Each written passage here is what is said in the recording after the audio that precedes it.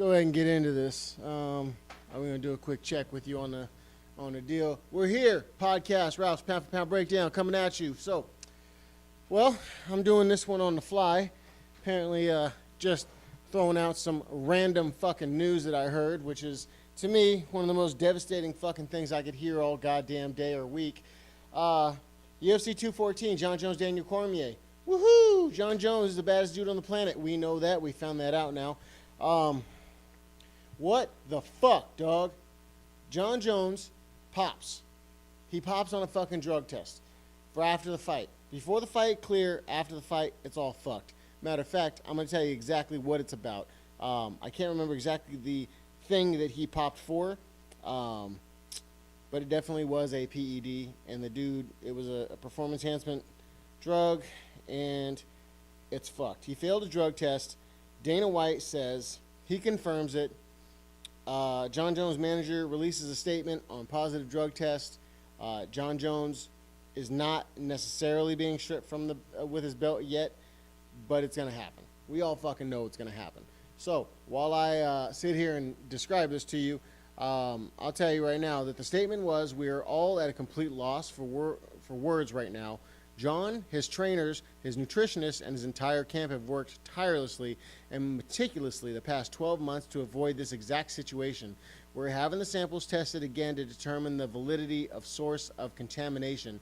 Jon is crushed by this news, and we are doing whatever we can as a team to support him. Jon Jones defeated Daniel Cormier by third-round knockout on UFC 214 on July 29th to win the UFC belt. The Golden Snitch, USADA, who I think they need to, frankly, get the fuck rid of. Don't get me wrong, I appreciate the fact that you want to drug test these dudes, but you're ruining this fucking sport, okay? You really are. There's a lot of great fights out there that we want to watch, that we want to see.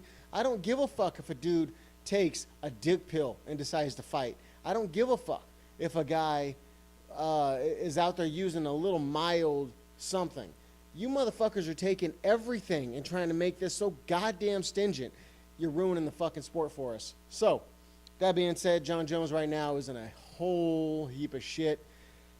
It's pretty fucked up. It's jacked up in my opinion. Jon Jones just came back. At least we got to see the fight. At least we got to see who's the better guy between Jon Jones and Daniel Cormier. Now, I had a buddy text me while I was at a date with my wife, and the guy's like, how do you defend this piece of shit? How do you support him? How are you such a big fan of this fucking guy? Well, I am a fan of Jon Jones, and everyone makes mistakes. Is he fucking up? Yeah, he's fucking up. He's been fucking up forever. Do we care? Yes, we do. Do we want to continue liking him? Yes, we will. But then also there's the side of us that's like, well, fuck. Who's in the 205 division that we would really see him go and fight again? Rumble Johnson retired. That's the other guy people would like to see fight. He's out. That dude's out there selling weed in Canada. Woohoo! Good for you, dude. Daniel Cormier, he's going to get the belt again, and he's going to be the champion of the 205 division with the asterisk over him that everyone knows is that you lost to the champion. PEDs or fucking not, I mean, any drug test or not, I mean, all we could really do is look at it and go, I mean, who are they going to fight? Who's out there? Who's really out there to fight? You got Alexander Gustafsson we wanted to see for a second time around. Yeah, that would have been fun to watch with Jon Jones, but DC beat him too. So really, this is a big, bad deal for the UFC. They needed Jon Jones. Now he's out unless they could prove it, which I really hope they can.